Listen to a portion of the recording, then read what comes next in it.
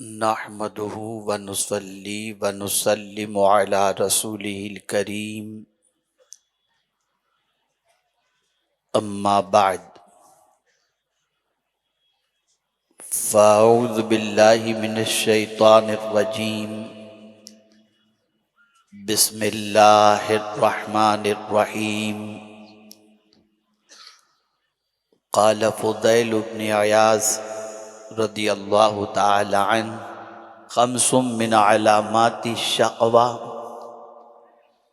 القسوة في القلب وجمود العين وقلة الحياء والرغبة في الدنيا وطول الأمل صدق الشیخ رضی اللہ تعالی عنہ۔ قابل قدر علماء ذوی الاحترام، حاضرین و ناظرین سنی اجتماع، السلام علیکم ورحمۃ اللہ وبرکاتہ۔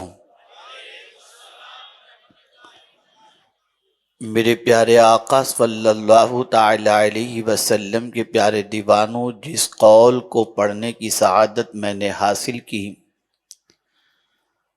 اللہ رب العزت جل جلالہ آقا کریم رؤوف الرحیم علیہ التحیۃ والتسلیم کے صدقہ و طفیل مجھے اس سلسلے میں حق کہنے اور آپ سب کو حق سننے کی توفیق عطا فرمائے۔ اس سے پہلے کہ میں اس سلسلے میں کچھ معروضات پیش کروں، جس طریقے سے میں آپ حضرات کو پڑھاؤں اسی طریقے سے عقیدت و محبت میں ڈوب کر آقا کریم رؤوف الرحیم علیہ التحیۃ والتسلیم کی بارگاہ بے کس پناہ میں درود و سلام کا نذرانہ پیش کریں۔ الصلاۃ والسلام علیک یا رسول اللہ، الصلاۃ والسلام علیک یا حبیب اللہ، الصلاۃ والسلام علیک یا نبی اللہ،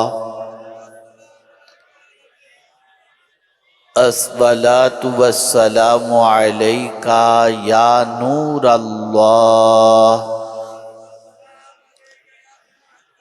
وعلی آلک واصحابک یا حبیب اللہ، صلی اللہ تعالی علیہ وسلم۔ میرے پیارے آقا صلی اللہ تعالی علیہ وسلم کے پیارے دیوانوں، اندور کی سرزمین پر ایک طویل عرصے کے بعد سنی دعوت اسلامی کے دو روزہ عظیم الشان سنی اجتماع میں کل خواتین کی شرکت اور آج آپ تمامی حضرات کی شرکت کو اللہ رب العزت اپنی بارگاہ میں قبول فرمائے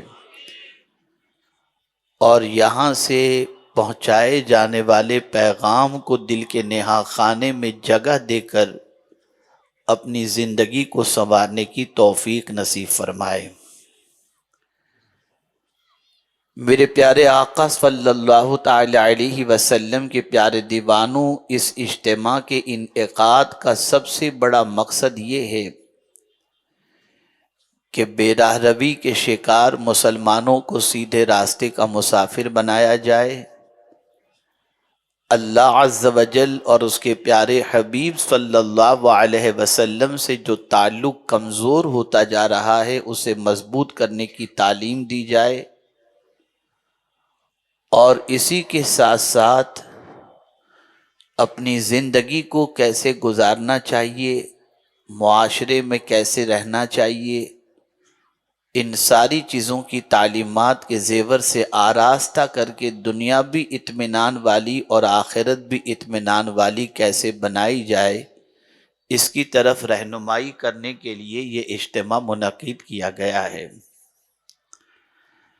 ایسا نہ ہو کہ آپ اتنی بڑی تعداد کے اندر آج یہاں پر حاضر ہیں اور اس کے بعد جو کچھ بھی پیغام آپ کی سماعتوں کے حوالے کیا جائے اسے سنی انسنی نہ کر دیں، اسے دل کے نہا خانے میں جگہ دیں، تاکہ یہاں سے جو پیغام نشر ہو اس پر عمل کر کے اس کی برکتوں کو آپ اپنی زندگی میں محسوس کر سکیں، اور کل آپ کی زندگی میں انقلاب اس طریقے کا پیدا ہو چکا ہو کہ جو بھی آپ کی زندگی کو دیکھے یہ کہہ اٹھے کہ سنی اجتماع نے اس کی زندگی کو بدل دیا۔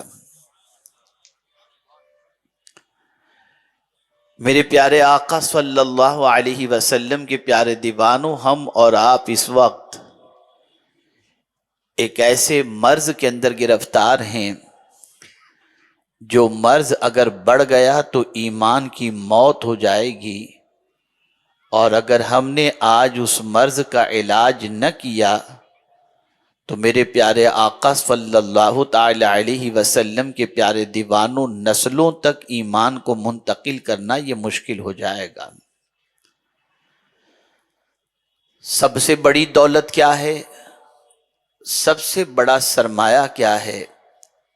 تو اے رسول اعظم صلی اللہ علیہ وسلم کے دیوانوں، سب سے بڑا سرمایہ ایمان ہے، جس کی حفاظت کا حکم اللہ عز و جل نے زندگی کی آخری سانس تک ہمیں کرنے کا حکم عطا فرمایا۔ ایمان کوئی معمولی دولت تو نہیں، ایمان کوئی ہلکی دولت تو نہیں، اور ایمان کوئی سستی دولت تو نہیں۔ اگر روپیے کے ذریعے آپ یہاں پر بنگلہ خرید سکتے ہیں، دولت کے ذریعے یہاں کی آسائش خرید سکتے ہیں، اور اگر بہت زیادہ دولت رہی تو آپ بہت بڑا بنگلو خرید کر کسی دریا کے کنارے پر اپنی زندگی کی ساعتوں کو گزار سکتے ہیں، لیکن نہ دنیا کا کوئی بنگلو، نہ دنیا کی کوئی جگہ، نہ دنیا کے کوئی سکون کا پلیس ہمیں جنت کے مقابلے میں میسر نہیں ہو سکتا۔ جنت جنت ہی ہے، اس کا تصور دنیا کی کسی چیز سے کمپیر کر کے ہم نہیں کر سکتے۔ ہم دولت کے ذریعے دنیا کا مکان تو خرید سکتے ہیں، جنت نہیں خرید سکتے، لیکن ایمان وہ سرمایہ ہے کہ جس کے پاس یہ دولت ہوتی ہے، اس کے عوض میں اللہ عز و جل اسے کل بروز قیامت جنت کی نعمت عطا فرمائے گا۔ یہی وجہ ہے کہ صحابہ کرام علیہم الرضوان اپنے ایمان کی فکر کرتے، تابعین اپنے ایمان کی فکر کرتے، اولیاء کاملین اپنے ایمان کی فکر کرتے، اور تحفظ ایمان کے سلسلے میں اپنی زندگی کی ساعتوں کو گزارتے ہوئے نظر آتے۔ لیکن آج ہماری قوم کی سچویشن یہ ہے کہ ایمان کے سلسلے میں وہ فکر جو ایک مسلمان کو ہونی چاہیے وہ قطعی طور پر نہیں ہے۔ نہ ہم اپنی اولاد کے ایمان کی فکر کرتے ہیں، نہ اپنے ایمان کی فکر کرتے ہیں، نہ معاشرے میں بسنے والے مسلمانوں کے ایمان کی فکر کرتے ہیں، اور نہ ایسے اعمال سے بچنے کی کوشش کرتے ہیں کہ جن اعمال کی بنیاد پر ہمارا ایمان ہماری زندگی سے رخصت ہو جائے۔ اے رسول اعظم صلی اللہ تعالی علیہ وسلم کے دیوانوں، آپ ذرا دیکھیں، قرآن کہتا ہے یا ایھا الذین آمنوا اتقوا اللہ حق تقاتہ ولا تموتن الا وانتم مسلمون۔ اے ایمان والو، اللہ سے ڈرو جیسا کہ اس سے ڈرنے کا حق ہے، اور نہ مرنا مگر اس حالت میں کہ مسلمان رہو۔ تم ایمان کی حالت میں جیو اور ایمان کی حالت میں مرو، یہ تمہاری زندگی کا سب سے بڑا سرمایہ بھی ہے، اور یہ تمہاری زندگی کی سب سے بڑی سوچ بھی ہے۔ ایمان کا ٹھکانہ کون سا ہے؟ ایمان کہاں رہتا ہے؟ ایمان کی جگہ دل ہے۔ اسی لیے ایمان کے حوالے سے کہا گیا اقرار باللسان و تصدیق بالقلب۔ میرے پیارے آقا صلی اللہ علیہ وسلم کے پیارے دیوانوں، زبان سے اقرار کرنا اس چیز کا جو اللہ کے رسول صلی اللہ علیہ وسلم لے کر کے آئے، اور دل سے اس کا تصدیق کرنا، اس کا نام ہے ایمان۔ ایمان جس گھر کے اندر، جس دل کے اندر آ جائے، اس دل کو اللہ عز و جل سکون کی دولت عطا کر دیتا ہے۔ ایمان جس سینے کے اندر موجود ہو، میرے پیارے آقا صلی اللہ تعالی علیہ وسلم کے پیارے دیوانوں، اسے اللہ عز و جل دونوں جہاں کے خوف سے بے غم کر دیا کرتا ہے، بے خوف کر دونوں جہاں کے خوف سے اسے بری کر دیا کرتا ہے۔ آپ ذرا دیکھیں اللہ عز و جل نے اولیاء کی شان جو بیان فرمائی وہ یہی تو ہے کہ الا ان اولیاء اللہ لا خوف علیہم ولا هم یحزنون الذین آمنوا وکانوا یتقون۔ مومن اور متقی جو ہیں وہی اللہ کے ولی ہیں، اور جب اللہ ولایت عطا کر دیتا ہے تو ان کے دل سے خوف کو بھی نکال دیتا ہے اور ان کے دل سے غم کو بھی نکال دیتا ہے۔ میرے پیارے آقا صلی اللہ تعالی علیہ وسلم کے پیارے دیوانوں، ایمان انسان کو سکون کی دولت عطا کرتا ہے، ایمان انسان کو اطمینان کی دولت عطا کرتا ہے، ایمان انسان کو قرار عطا کرتا ہے۔ یہی وجہ ہے کہ میرے پیارے آقا صلی اللہ تعالی علیہ وسلم کے پیارے دیوانوں، جس کے سینے میں ایمان کی دولت ہوتی ہے، جب اس کا اس دنیا سے جانے کا وقت آتا ہے تو اللہ عز و جل ایسے ایمان والے اور پرہیزگار بندے کو پروردگار اس طریقے سے خطاب فرماتا ہے، یا ایتھا النفس المطمئنہ ارجعی الی ربک راضیۃ مرضیہ فادخلی فی عبادی وادخلی جنتی۔ اے نفس مطمئنہ، یہاں اطمینان کی بات ہے، مطمئن ہونے کی بات ہے۔ اے مطمئن جان، پلٹ آ اپنے رب کی طرف اس حال میں کہ تو اللہ سے راضی ہے اور تیرا مولا تجھ سے راضی ہے۔ آپ ذرا مجھے بتائیے، ایمان سینے کے اندر ہو تو اللہ اطمینان کی دولت عطا کرتا ہے۔ آج آپ دیکھیں، ہم اخبار پڑھنے کے بعد، نیوز دیکھنے کے بعد، یوٹیوب پر سماچار سننے کے بعد ہماری طبیعت میں بے قراری اور بے چینی پیدا ہو جاتی ہے۔ اللہ والوں کا حال دیکھیے، خود سرکار امام عالی مقام کی زندگی کا مطالعہ کیجئے تو آپ کو پتہ چلے گا کہ نگاہوں کے سامنے 22,000 کا لشکر جرار موجود ہے، لیکن امام حسین بے چین نظر نہیں آتے، بلکہ تلواروں کے سائے میں بھی یہ کہتے نظر آتے ہیں، جیوں گا تو اسلام پر اور جان بھی دوں گا تو اسلام پر۔ اے رسول اعظم صلی اللہ علیہ وسلم کے دیوانوں، اور پھر آپ دیکھیں یہی ایمان کی دولت امام حسین کے گھر والوں کے پاس موجود تھی، اس لیے شہیدوں کی وہاں پر شہیدوں کی قطار موجود ہونے کے باوجود بھی کسی کے ایمان میں کوئی معمولی حرف بھی نہیں آیا، نہ کوئی یزید کی پیشکش کو قبول کرتا دکھائی دیا۔ پتہ چلا ایمان ہوگا تو استقامت کی دولت نصیب ہوگی، ایمان ہوگا تو طمانینت قلب کی دولت نصیب ہوگی، ایمان ہوگا تو بے خوفی کی دولت نصیب ہوگی، ایمان ہوگا تو اللہ عروج عطا کرے گا۔ اور سن لو، آج وہ لوگ جو شکایت کرتے ہیں کہ پوری دنیا میں اتنی بڑی تعداد کے اندر کلمہ پڑھنے والے ہونے کے باوجود کیا وجہ ہے؟ پیروں تلے روندے جا رہے ہیں، لوگوں کے پیروں میں آ رہے ہیں، ٹھوکروں میں آ رہے ہیں، زمینیں پیروں کے نیچے سے کھینچی جا رہی ہیں۔ تو آئیے میں آپ کو بتاؤں، قرآن نے جو کنڈیشن لگائی ہے کامیابی کے لیے، وہ کنڈیشن کیا ہے؟ تو قرآن کہتا ہے وَأَنْتُمُ الْأَعْلَوْنَ إِن كُنْتُم مُؤْمِنِينَ، غالب تم ہی رہو گے، کامیاب تم ہی رہو گے اگر تم مومن ہو۔ پتہ چلا جس کے پاس کمال ایمان موجود ہو، اللہ اسے مغلوب نہیں کرتا، اسے غالب کر دیا کرتا ہے، اسے کامیاب کر دیا کرتا ہے۔ یہاں سے یہ بات واضح طور پر سمجھ میں آئی، جو ایمان قرآن ہم سے چاہ رہا ہے، جو ایمان اللہ کے رسول صلی اللہ علیہ وسلم ہم سے چاہ رہے ہیں، وہ ایمان کما حقہ ہماری زندگی میں موجود نہیں۔ اب آئیے میں آپ کو بتاؤں، ایک انسان آج کے دور میں خود کو خوش نصیب کب تصور کرتا ہے؟ جب اس کے پاس دنیا کی آسائش کے سارے سامان موجود ہوں تو وہ انسان اپنے آپ کو خوش نصیب تصور کرتا ہے۔ لیکن ایسی ساری چیزوں کی موجودگی کے باوجود اگر ایسوں کے دلوں میں جھانک کر کے دیکھیں تو بہت سارے ایسے ملیں گے جن کی زندگی میں قرار نہیں ہے، جن کی زندگی زندگی میں سکون نہیں ہے۔ میں نے کسی فٹ پاتھ پر سونے والے مزدور کو نیند کی گولی لیتے نہیں دیکھا، لیکن میں نے ہزارہ بنگلوں میں آرام کرنے والوں کو نیند کی گولی لے کر سوتے ہوئے ضرور دیکھا ہے۔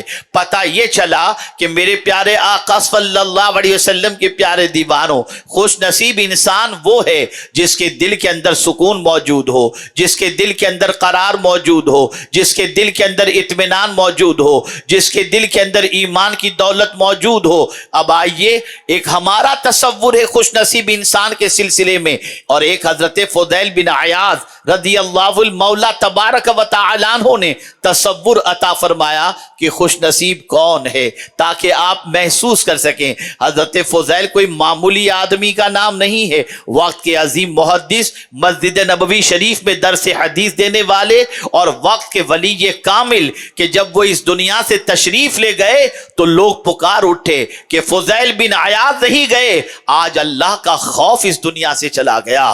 وہ اتنے عظیم ولی کامل تھے۔ آئیے وہ کیا فرماتے ہیں خوش بخت اور بدبخت کے حوالے سے۔ آج ہمیں دیکھنا ہے ان کے قول کی روشنی کے اندر کہ ہم کون ہیں، ہم خوش بخت ہیں یا نہیں ہیں۔ آئیے میں آپ کو بتاؤں، حضرت فضیل بن عیاض رضی اللہ تعالی عنہ فرماتے ہیں کہ 5 چیزیں بدبختی کی علامت ہیں۔ اگر کوئی شخص ان 5 چیزوں کے اندر گرفتار ہے تو اسے سمجھ لینا چاہیے کہ وہ خوش نصیب نہیں ہے۔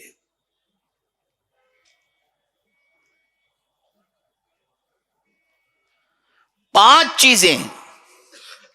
نمبر 1، القسوۃ فی القلب۔ پہلی چیز، دل میں سختی۔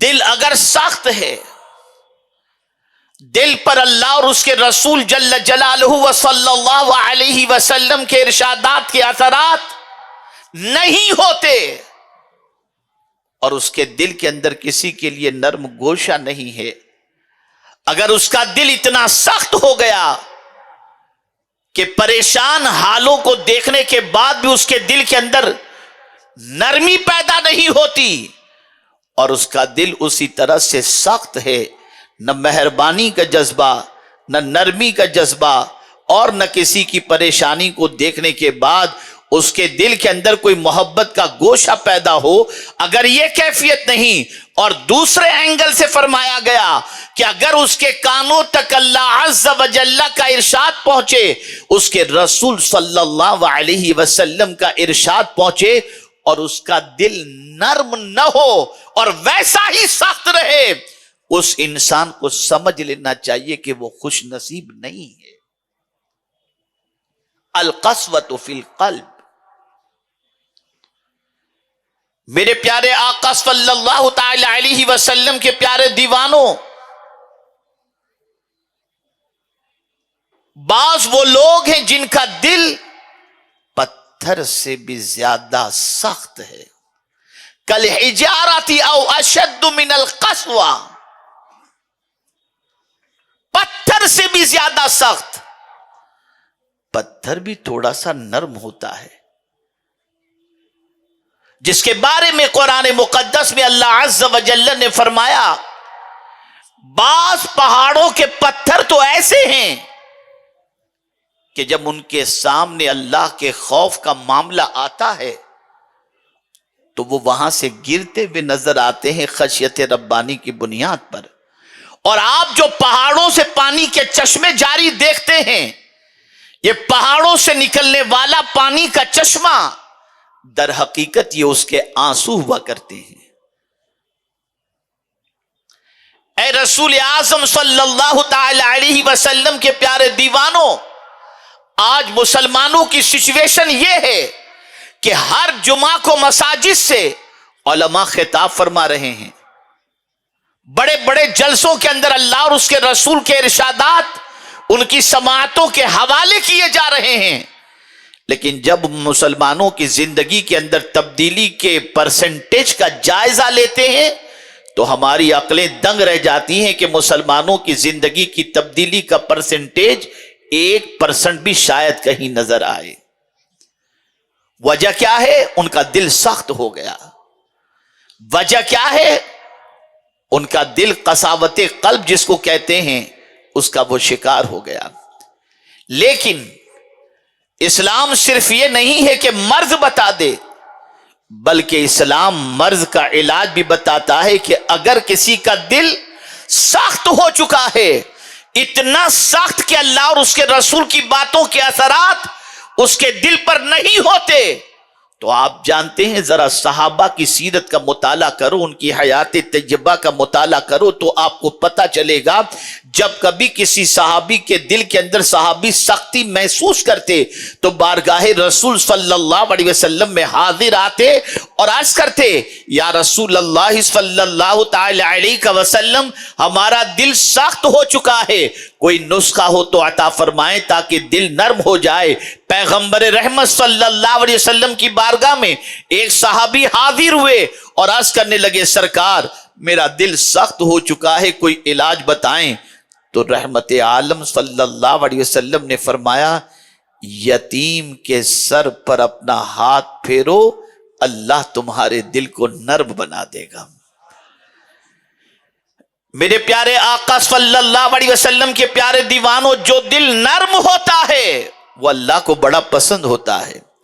اور میں آپ کو بتاؤں، ایمان ہمارے دل کے اندر زندہ ہے اور ہماری روح زندہ ہے. اس کو بھی پہچاننے کا ایک طریقہ صوفیاء کرام نے بتایا. ارشاد فرماتے ہیں، کسی کا غم اگر تمہاری آنکھوں کو نم کر دے تو سمجھ لینا کہ تمہارا ایمان بھی زندہ ہے اور تمہاری روح بھی زندہ ہے.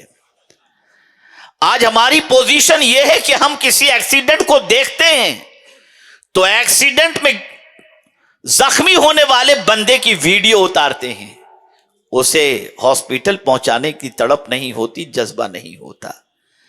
اے رسول اعظم صلی اللہ علیہ وسلم کے دیوانوں، دنیا بھر میں ہونے والے مظالم کے واقعات کو دیکھنے کے بعد بھی ہمارے دل میں کوئی نرمی پیدا نہیں ہوتی.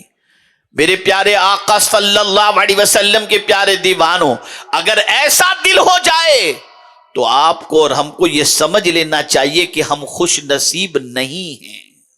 اب قرآن کا فرمان سنیے، جس کا ایسا دل ہو جائے کہ نرم ہوتا ہی نہیں، سخت ہو گیا ہے، اس کے سامنے اللہ کا ذکر کیا جائے، اللہ کے رسول کا ذکر کیا جائے، پھر بھی اس کے دل کے اندر کوئی تبدیلی پیدا نہیں ہوتی اور اس کا دل نرم نہیں ہوتا، تو قرآن ایسے دل والے کے بارے میں کیا کہتا ہے جانتے ہیں؟ فَوَيْلٌ لِّلْقَاسِيَةِ قُلُوبُهُم مِّن ذِكْرِ اللَّهِ، ویل ہے، خرابی ہے اس سخت دل والے کے لیے جو اللہ کے ذکر سے نرم نہیں ہوتا. میرے پیارے آقا صلی اللہ تعالی علیہ وسلم کے پیارے دیوانوں، ویل وہ وادی ہے جس سے جہنم بھی دن کے اندر پناہ مانگتا ہے. میرے پیارے آقا صلی اللہ علیہ وسلم کے پیارے دیوانوں، اس لیے یاد رکھو، سب کچھ ہوتے ہوئے بھی اگر ہمارا دل سخت ہے تو ہمیں ڈرنا چاہیے کہ ہم خوش نصیب ہیں یا نہیں. دوسری بات حضرت فضیل بن عیاض رضی اللہ تعالیٰ عنہ نے فرمائی، جمود العین، آنکھوں کا خشک ہو جانا، آنکھوں کا خشک ہو جانا، آنسو نکلے ہی نہیں، آنکھ بہنے کو تیار ہی نہ ہو، گریو زاری کا جذبہ ہی نہ ہو، اتنے آنسو خشک ہو چکے ہیں کہ کبھی آنسو اللہ کا خوف، قبر کا عذاب، غموں کے اندر گرفتار انسانوں کو دیکھ کر، موت میت کو دیکھنے کے بعد بھی اور دعا کے موقع پر بھی اگر اس کی آنکھوں سے آنسو نہیں نکلتے، اسے ڈرنا چاہیے کہ وہ خوش نصیب انسان نہیں ہے. میرے پیارے آقا صلی اللہ علیہ وسلم کے پیارے دیوانوں، قرآن کہتا ہے فَلْيَضْحَكُوا قَلِيلًا وَلْيَبْكُوا كَثِيرًا، ہنسو کم اور رو زیادہ. رونا اللہ کو پسند ہے، رونا اللہ کی بارگاہ میں مقبول ہے۔ کسی بزرگ نے، غالباً یہ حدیث مبارکہ ہے یا کسی بزرگ کا قول میں نہیں جانتا، یاد نہیں آ رہا، لیکن میں آپ کو بتاؤں، فرمایا گیا 3 چیزیں اللہ کی رحمت کو جوش میں لے کر آتی ہیں۔ 3 چیزیں اللہ کی رحمت کو جوش میں لے کر کے آتی ہیں۔ پہلی چیز بے قراری۔ اگر کوئی بندہ بے قرار ہے اور اس بے قراری کے عالم کے اندر اپنے معبود کو جب پکارتا ہے تو پروردگار جل جلالہ کی رحمت جوش میں آ جاتی ہے، جیسا کہ خود قرآن مقدس میں اللہ عز و جل نے ارشاد فرمایا، امن یجیب المضطر اذا دعاہ ویکشف السوء، کون ہے جو بے قرار کی فریاد کو سنتا ہے اور اس کی مصیبتوں کو دور کرتا ہے؟ وہ میرا رب ہے، وہ میرا پالنہار حقیقی ہے، وہ میرا معبود برحق ہے، کہ جب کوئی بے قرار اپنے رب کی بارگاہ کے اندر فریاد کرتا ہے تو میرے رب کی رحمت کو جوش آ جاتا ہے، اور اللہ تعالیٰ اس بے قرار کی فریاد کو سننے کے بعد اس پر اپنی رحمتوں کو نچھاور کر دیا کرتا ہے۔ بے قرار، میرے پیارے آقا صلی اللہ تعالی علیہ وسلم کے پیارے دیوانوں، اور دوسرا کون؟ تو فرمایا آہو زاری کرنے والا۔ اگر کوئی شخص اللہ کی بارگاہ میں گڑ گڑائے، اللہ عز و جل کی بارگاہ میں آنسوؤں کا نذرانہ پیش کرے، تو میرے کریم کو اس آنسوؤں کا نذرانہ پیش کرنے والے سے اتنا پیار ہو جاتا ہے کہ اللہ اپنی رحمت کو اس پر نچھاور کر دیا کرتا ہے۔ اے رسول اعظم صلی اللہ تعالی علیہ وسلم کے دیوانوں، یہی وجہ ہے کہ صحابہ کرام علیہم الرضوان کی حیات طیبہ اٹھا کر دیکھیں، سیدنا فاروق اعظم رضی اللہ المولا تبارک و تعالی عنہ اتنا روتے تھے کہ آپ کی آنکھ کے قریب 2 اتنے بڑے بڑے نشانات ہو چکے تھے، اس طریقے کے کہ آنسوؤں کی وجہ سے وہاں پر وہ نشانات تھے، اتنا فاروق اعظم رضی اللہ تعالیٰ عنہ رویا کرتے۔ رسول گرامی وقار صلی اللہ علیہ وسلم صحابہ کے قریب سے گزرے، دیکھا صحابہ ہنس رہے ہیں، سرکار صلی اللہ تعالی علیہ وسلم نے اپنی ناراضگی کا اظہار فرمایا، وہ وقت ہنسنے کا نہیں تھا اور وہ ہنس رہے تھے۔ صحابہ پریشان ہوئے سرکار کو ناراض دیکھ کر، عرض کرنے لگے، یا رسول اللہ صلی اللہ تعالی علیہ وسلم، آپ کی ناراضگی سے ہم اللہ کی پناہ مانگتے ہیں، سرکار یہ بتائیے کہ ہم سے یہ غلطی تو ہو گئی کہ ہم ہنس رہے ہیں۔ سرکار صلی اللہ علیہ وسلم نے فرمایا، میرے صحابیوں سنو، کیا اللہ عز و جل نے تمہیں اپنے عذاب سے نجات کا پروانہ عطا کر دیا کہ تم اس طرح سے ہنس رہے ہو؟ سرکار کی بارگاہ میں صحابہ عرض کرتے ہیں، یا رسول اللہ صلی اللہ تعالی علیہ وسلم، اب اس غلطی کا کفارہ کیا ہے؟ تو میرے آقا صلی اللہ علیہ وسلم نے ارشاد فرمایا، جتنا تم ہنسے ہو اس سے زیادہ اللہ کی بارگاہ میں رو، یہی تمہارے اس ہنسنے کا کفارہ ہے۔ میرے پیارے آقا صلی اللہ علیہ وسلم کے پیارے دیوانوں، میمکری نائٹ چل رہی ہے، آدمی کہے میں زندگی گزار رہا ہے، ابھی قبر کے مرحلے سے نہیں گزرے، موت اور سکرات کے عالم سے نہیں گزرے، اور یہ ساری سختیاں جب کسی کی نگاہوں کے سامنے ہوں اور کسی کی زندگی میں پیش آنے والی ہوں، اسے گانے، غزلیں اور برائیاں اور کہے سے کیا سروکار؟ اے رسول اعظم صلی اللہ علیہ وسلم کے دیوانوں، بہت سارے لوگ یہ کہتے ہیں، میں تو یار بہت پتھر دل آدمی ہوں، کتنا ہی بڑا معاملہ ہو جائے نا اپنی آنکھ سے آنسو نہیں نکلتے۔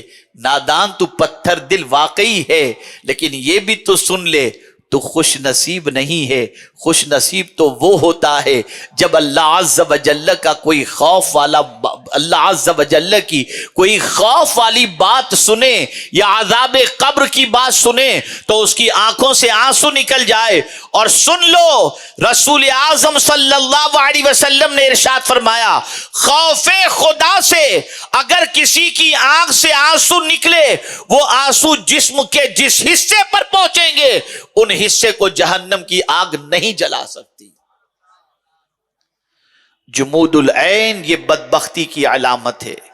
اسی لیے سرکار نے فرمایا رویا کرو، رویا کرو، رونا نہ آئے تو رونے والے جیسی شکل بنا لیا کرو. کتنا دل سخت ہو چکا مسلمانوں کا کہ قبرستان میں بھی جا کر کے کہہ لگاتے ہیں. کتنا دل سخت ہو چکا مسلمانوں کا کہ قبرستان میں جا کر بھی کاروبار کی باتیں کرتے ہیں. حیرت ہے، اپنے آپ کو ہزارہا چیزوں کے ملنے کے بعد خوش نصیب سمجھنے والوں، اگر تمہاری آنکھوں میں آنسو نہیں آتے تو ڈرو کہ خوش نصیبوں میں تمہارا شمار نہیں ہے. تیسری چیز حضرت فضیل بن عیاض رضی اللہ تعالی عنہ نے فرمائی، قلت الحیا، حیا کا کم ہو جانا. اگر کسی کے اندر حیا کی کمی ہو گئی اور وہ انسان بے حیا ہو گیا تو آپ سمجھ لیجئے کہ وہ خوش نصیب نہیں ہے، وہ بدبخت ہے، وہ شقی ہے. آج آپ دیکھیں بے حیائی کا فروغ، بڑی تیزی کے ساتھ بے حیائی کو پروموٹ کیا جاتا ہے. میں ان نوجوانوں سے کہوں گا جو شادی شدہ ہیں، میں غیر شادی شدہ کی بات نہیں کر رہا، وہ اگر یہ کام کرتے ہیں تو عذاب بالائے عذاب. لیکن اگر شادی شدہ ہیں اور اپنی بیویوں کو بائک پر لے کر کے راستے میں نکلتے ہیں اور اس طریقے سے اس کو اپنے ساتھ بٹھاتے ہیں اور اس انداز سے بٹھاتے ہیں جس سے خاص طور پر بے حیائی چھلکتی نظر آتی ہو، اسے سمجھ لینا چاہیے کہ اگر اس کے اندر حیا کی کمی واقع ہو گئی تو یہ حضرت فضیل بن عیاض کے ارشاد کی روشنی میں وہ خوش نصیب نہیں، وہ کم نصیب ہے. آپ دیکھیے کس کس طریقے سے، خدا کی قسم میں آپ کو کیا بتاؤں، دنیا کے کسی علاقے کے راستے کو تو چھوڑ دیجئے، طواف کعبہ کے موقع پر آپ لوگوں کو دیکھیے، شادی شدہ لوگوں کو کس طریقے سے وہاں پر طواف کعبہ میاں بیوی کرتے ہوئے نظر آتے ہیں کہ اپنوں کو دیکھ کر شرمندگی محسوس ہو. کیا ہو گیا ہے ہمیں؟ کس طرف جا رہے ہیں ہم؟ اے رسول اعظم صلی اللہ تعالی علیہ وسلم کے دیوانوں، سیدنا فاروق اعظم رضی اللہ المولا تبارک و تعالی عنہ نے ارشاد فرمایا، جب کسی میں سے حیا نکل جائے تو اس کے دل سے ورع اور تقوی نکل جاتا ہے، اور جب کسی کے دل سے ورع اور تقوی نکل جائے تو اس کا دل پھر مردہ ہو جایا کرتا ہے. آج بے حیائی کے دلدل میں انسان ڈوبتا جا رہا ہے. آپ دیکھیں پکنک اسپاٹ پر، آپ دیکھیں راستوں کے اندر، آپ دیکھیں شادیوں کی تقاریب کے اندر، آپ دیکھیں دوسری محافل کے اندر، تو ایسا محسوس ہوتا ہے کہ حیا کی چادر مردوں نے بھی اور عورتوں نے بھی اتار کر کے پھینک دی. لیکن جب ہم مدینے کے تاجدار صلی اللہ علیہ وسلم کی حیا کو جب دیکھتے ہیں تو آنکھ دنگ رہ جاتی ہے کہ اعلیٰ حضرت عظیم البرکت امام عشق و محبت کہتے ہیں، نیچی آنکھوں کی شرم و حیا پر درود، اونچی بینی کی رفعت پہ لاکھوں سلام. اللہ اکبر. مصطفیٰ جان رحمت نے کبھی نگاہ اٹھا کر کہیں نہیں دیکھا، ہمیشہ حضور کی نگاہیں جھکی ہوئی تھی. اور آج کا مسلمان اپنی نگاہوں کو اتنی آوارہ کر چکا ہے کہ اس کی نگاہیں پاک ملنا مشکل ہو جائیں گی. نہ جانے کیا گندگی دیکھ رہا ہے. نہ جانے کہاں کہاں نگاہوں کو چھوڑ چکا ہے دیکھنے کے لیے. حیا ختم ہوتی جا رہی ہے. اور فرمایا گیا جس میں سے حیا نکل جائے اس میں سے خیر اور بھلائی نکل جایا کرتی ہے. یہ قلت حیا بھی اگر کسی کی زندگی میں آ جائے، آدمی بے شرم بن جائے، میں تو بے شرم ہوں یار، مجھے تو سب چلتا ہے، یہ دنیا کے جھمیلے یہ کچھ بھی نہیں. خوب ماڈرن بنو، خوب آوارگی کرو، اپنی زندگی ہے جس طرح چاہو موج مستی کے اندر گزارو. یہ اگر کیفیت پیدا ہو جائے تو آپ خوش نصیب نہیں ہیں. وقت کے ولی کامل نے کہہ دیا کہ یہ بھی بدبختی کی علامت ہے.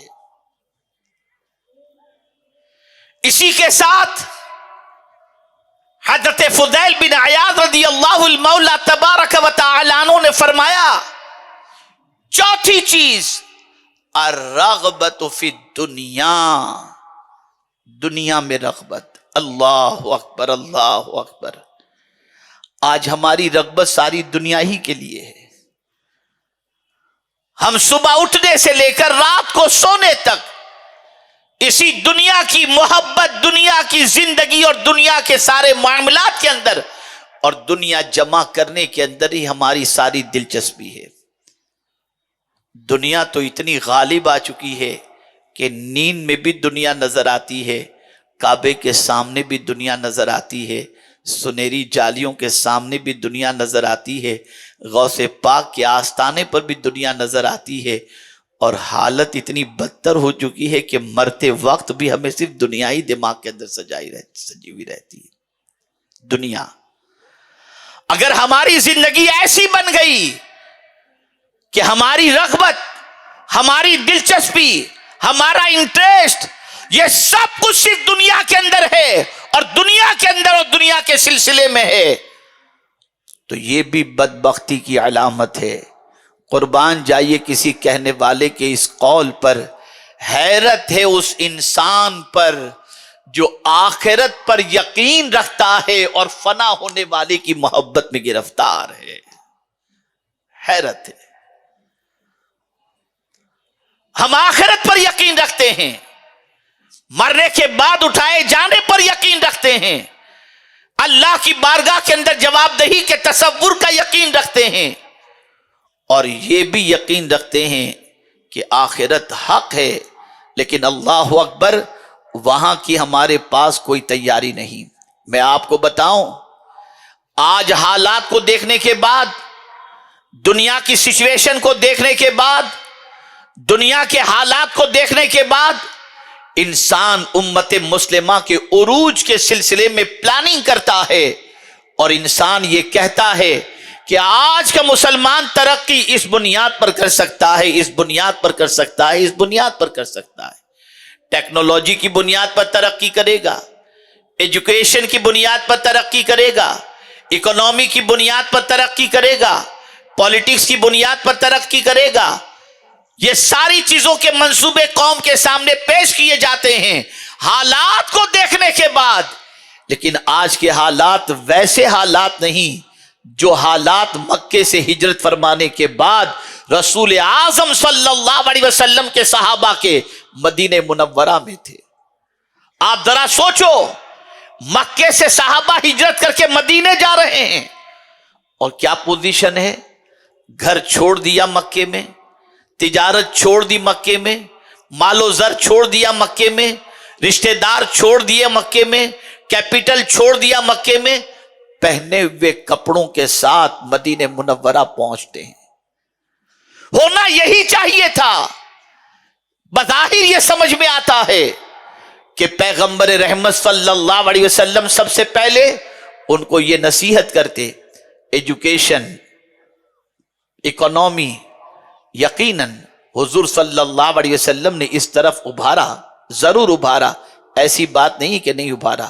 لیکن جب میں مسجد نبوی شریف کا حضور کا پہلا خطبہ پڑھا تو میری عقل دنگ رہ گئی. مسجد نبوی شریف میں پہلا خطبہ حضور صلی اللہ علیہ وسلم نے جب دیا تو اللہ کی حمد و ثنا کے بعد جو بات حضور نے اپنے صحابہ کو فرمائی وہ کون سی بات ہے؟ آقا اپنے صحابہ سے فرماتے ہیں میرے صحابیوں سفر لمبا ہے، موت کی اور آخرت کی تیاری میں لگ جاؤ۔ پہلی بات حضور نے یہ فرمائی، یہاں کی کیسے بھی کٹ جائے گی، کوئی آپ کی مدد کر کے آپ کی یہاں کی پریشانی کو دور کر دے گا، وہاں تو نفسی نفسی کی پوزیشن ہوگی، وہاں کوئی کسی کے کام نہیں آئے گا۔ پیغمبر رحمت صلی اللہ علیہ وسلم نے اپنے صحابہ سے سامان آخرت کی تیاری کے بارے میں مسجد نبوی شریف کے پہلے خطبے میں فرما کر بظاہر تو یہ نظر آ رہا ہے کہ صحابہ کو آخرت کی تیاری کے بارے میں فرمایا، میرا یہ تاریخی جملہ آپ اپنے دل و دماغ کے اندر آج محفوظ کر لیں، جو شخص دنیا کی رغبت میں زندگی گزارتا ہے اور سب کچھ اس کے پاس موجود بھی ہو تب بھی وہ بے چین رہ سکتا ہے، لیکن جو شخص آخرت کی تیاری میں لگ جائے اللہ اسے دنیا کا بھی سکون عطا کرتا ہے اور آخرت کا بھی سکون عطا فرمائے گا۔ اس لیے کہ جب وہ آخرت کی تیاری میں لگا رہے گا گناہ نہیں کرے گا، وہ آخرت کی تیاری میں لگا رہے گا وہ اللہ عز و جل کی نافرمانی نہیں کرے گا، جب وہ آخرت کی تیاری میں لگا رہے گا نمازیں نہیں چھوڑے گا، جب وہ آخرت کی تیاری میں لگا رہے گا کسی کا حق نہیں مارے گا، جب وہ آخرت کی تیاری میں لگا رہے گا ناچ گانے باجے تماشے سے دور رہے گا، جب وہ آخرت کی تیاری میں لگا رہے گا نبی کی سنتوں پر عمل کرے گا، قرآن کی تلاوت کرے گا، اور یہ ساری وہ چیزیں ہیں جس میں اللہ عز و جل نے قرار اور سکون کی دولت رکھی ہے۔ میرے پیارے آقا صلی اللہ تعالی علیہ وسلم کے پیارے دیوانوں، یہ دنیا کیا ہے؟ کیا ہے یہ دنیا؟ کیا ہے یہ دنیا؟ وما هذه الحیات الدنیا، یہ دنیا کی زندگی کیا ہے؟ قرآن کہتا ہے وما هذه الحیات الدنیا، یہ دنیا کی زندگی، دنیا کی متاع کیا ہے؟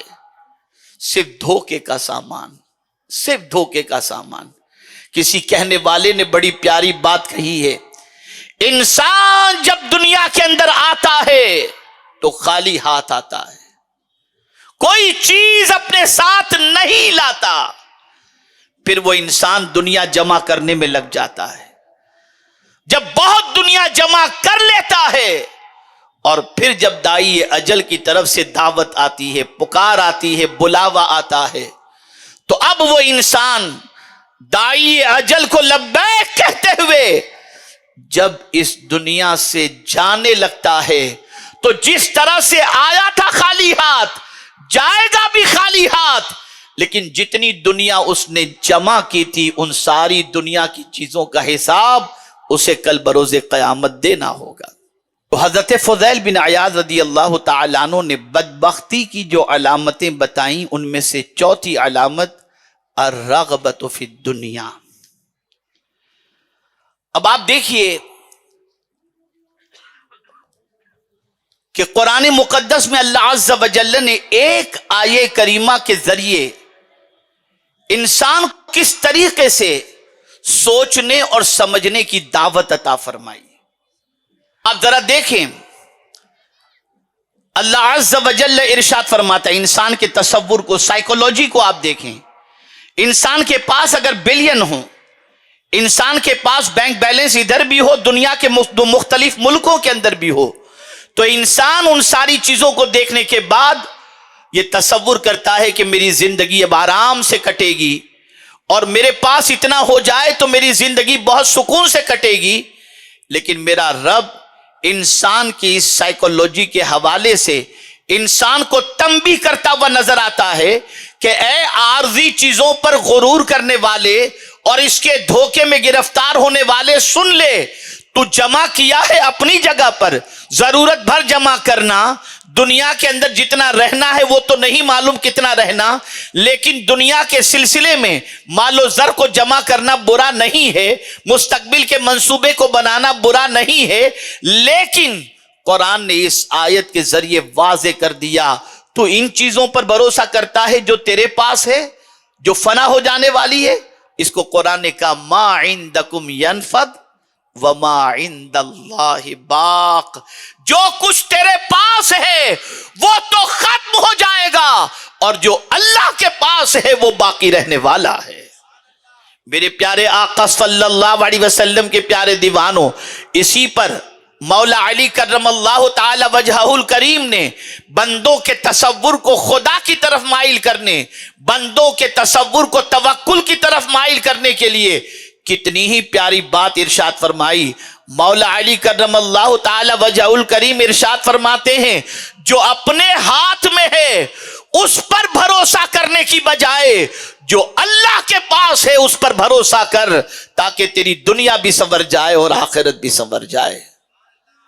اے رسول اعظم صلی اللہ علیہ وسلم کے دیوانوں، اس دنیا کے اندر اپنی زندگی کو بہتر گزارنے کے سلسلے میں جد و جہد کرنا، اس میں کوئی مذائقے کی بات نہیں۔ خود رسول رحمت صلی اللہ علیہ وسلم نے صحابہ کو اس پر ابھارا، قرآن نے اس پر ابھارا، لیکن میں اسی کے ساتھ ساتھ اسلام یہ چاہتا ہے کہ اس کی محبت میں اتنے ڈوب نہ جاؤ کہ تم اپنی آخرت کو فراموش کر دو۔ آج کوشش یہی کی جا رہی ہے کہ اس چکا چوند دنیا کی محبت میں انسان کو اتنا گرفتار کر دیا جائے کہ انسان کے دل و دماغ سے یہ تصور نکل جائے کہ ہمیں اللہ عز و جل کی بارگاہ میں ایک نہ ایک دن پہنچنا ہے۔ تو چوتھی بدبختی کی علامت حضرت فضیل بن عیاض فرماتے الرغبۃ فی الدنیا، اور آخری علامت حضرت فضیل بن عیاض رضی اللہ تعالیٰ عنہ فرماتے ہیں طول الامل، لمبی امیدیں، لمبی امیدیں۔ میرے پیارے آقا صلی اللہ تعالی علیہ وسلم کے پیارے دیوانوں، اس کو سمجھنا ہے تو یوں سمجھے ابھی تو میں جوان ہوں، ابھی کیا اللہ کی فرما برداری کرنا، میں تو ابھی امید ہے کہ ابھی 60-70 سال جیوں گا، 80 سال جیوں گا، پھر میں توبہ کر لوں گا، بعد میں نماز کا پابند بن جاؤں گا، کل سے گناہ چھوڑ دوں گا، پرسوں سے سیدھے راستے پر آ جاؤں گا۔ یہ ساری جتنی بھی لمبی امیدیں ہیں، اگر یہ کیفیت کسی انسان کی پیدا ہو جائے تو حضرت فضیل بن عیاض علیہ رحمہ فرماتے ہیں کہ اس کے بدبخت ہونے میں کوئی کمی نہیں، یہ بھی ایک بدبختی کی علامت ہے۔ لیکن اگر کوئی شخص اس تصور کے اندر ڈوب جائے کہ پتہ نہیں کل کا سورج میں دیکھ سکوں گا یا نہیں دیکھ سکوں گا، آج ہی سے اپنی زندگی کو سنوار لوں اور آج ہی سے اللہ عز و جل اور اس کے رسول صلی اللہ علیہ وسلم کی اطاعت میں اپنی زندگی گزارنے کا عہد کر لوں، گناہوں سے توبہ کر لوں اور کل کے انتظار کی فکر نہ کرے اور لمبی امیدوں کو چھوڑ دے، تو پروردگار جل جلالہ کی بارگاہ میں ایسا انسان بدبخت نہیں سمجھا جائے گا بلکہ وہ انسان خوش نصیب سمجھا جائے گا۔ بہت سارے دنیا میں ایسے ہیں جن کے بارے میں تصور بھی نہیں تھا کہ یہ اس دار فانی سے اتنے جلدی چلے جائیں گے، لیکن ہم دیکھتے ہیں، آپ نے بھی محسوس کیا ہوگا کہ بہت سارے کل تک آپ کے ساتھ اٹھنے بیٹھنے والے ایسے تھے جن کے بارے میں آپ گمان بھی نہیں کرتے تھے کہ وہ اتنی جلدی آپ کو داغ مفارقت دے جائیں گے، لیکن چلے گئے۔ تو آج کی زندگی کو غنیمت جانو، لمبی امیدیں چھوڑ دو، اور لمبی امیدوں پر بہت سارے تو گناہ کرتے ہیں اور سوچتے ہیں کہ بھئی ہم جو ہے وہ بڑی رات کو توبہ کر لیں گے، بڑے مہینے میں توبہ کر لیں گے۔ نہیں، کسی کو نہیں خبر، کوئی نہیں جانتا۔ اور ایسے لوگوں کے بارے میں قرآن کہتا ہے ذرہم یاکلوا ویتمتعوا ویلہہم الامل۔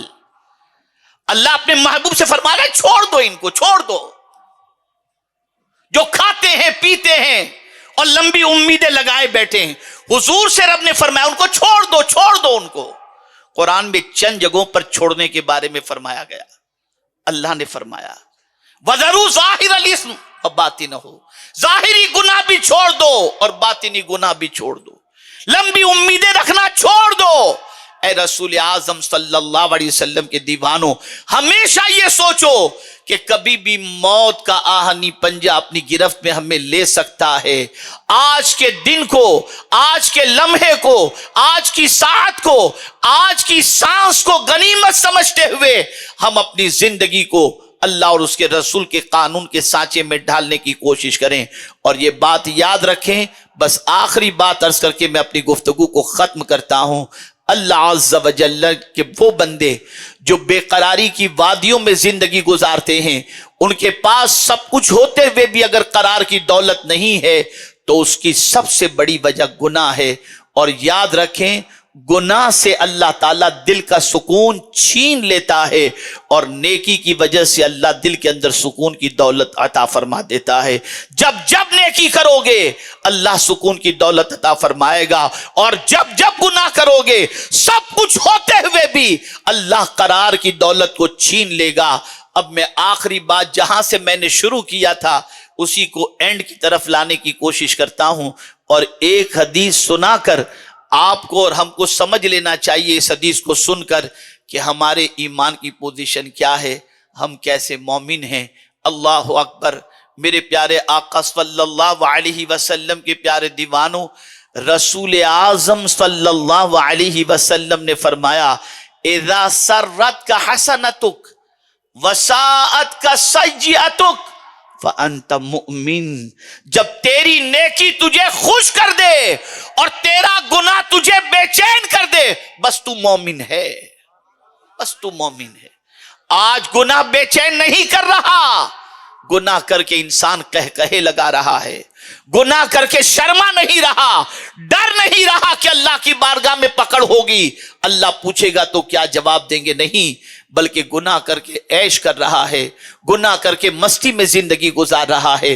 تو یہاں سے یہ بات سمجھ میں آئی کہ جب کبھی گناہ ہو جائے، اگر طبیعت بے چین ہو جاتی ہے، بے قرار ہو جاتی ہے، اور بندہ یہ کہنے لگتا ہے یا اللہ مجھے معاف فرما دے، مجھ سے یہ غلطی سرزد ہو گئی، اس کی طبیعت بے قرار نہیں، اس کی طبیعت میں سکون نہیں، یہ گناہ اسے بے چین کر رہا ہے، یہی بے چینی در حقیقت اس کی مومن ہونے کی علامت ہے. اور نیکی جب ہو جائے اور دل کے اندر سکون اور سرور جاری ہو جائے تو سمجھ لینا میرے پیارے آقا صلی اللہ علیہ وسلم کے پیارے دیوانوں، اللہ نے ایمان کا عظیم سرمایہ ہمیں عطا فرما دیا ہے. اب کون سی نیکی اللہ کو بہت زیادہ پسند ہے؟ ضمناً حدیث شریف یاد آ گئی تو میں عرض کر دوں، بس اس کو بھی بہت اچھی طرح سے ذہن میں رکھیں. آقا کریم صلی اللہ علیہ وسلم فرماتے ہیں احب الاعمال بعد الایمان باللہ ادخال السرور فی قلب المسلم. اللہ کے رسول صلی اللہ علیہ وسلم ارشاد فرماتے ہیں اعمال میں سب سے زیادہ پسندیدہ عمل اللہ کو اس پر ایمان لانے کے بعد جو عمل سب سے زیادہ پسند ہے وہ یہ ہے کہ تمہارے سبب سے کسی مسلمان کے دل میں خوشی دوڑ جائے. کسی مسلمان کو تم خوش کر دو، اس کے دل میں خوشی دوڑا دو. آج ہم مسلمان کے دلوں کے اندر غم کے علاوہ کچھ رکھتے نظر ہی نہیں آتے، خوشی تو بہت دور کی بات ہے. آج کی سنی اجتماع میں آنے والوں، یہ درس لے کر یہاں سے اٹھو اور اپنی زندگی کی تبدیلی کا عہد کرو. ہم سب یہ دعا کریں کہ اللہ تعالیٰ آقا کریم صلی اللہ علیہ وسلم کے صدق و طفیل ہم سب کا شمار شقیوں میں نہیں، بدبختوں میں نہیں، خوش بختوں میں شمار فرما دے. اور خوش بختی کی جتنی علامتیں ہیں اللہ تعالیٰ، جتنی صفات ہیں اللہ تعالیٰ وہ ساری صفات ہمارے اندر پیدا فرمائے.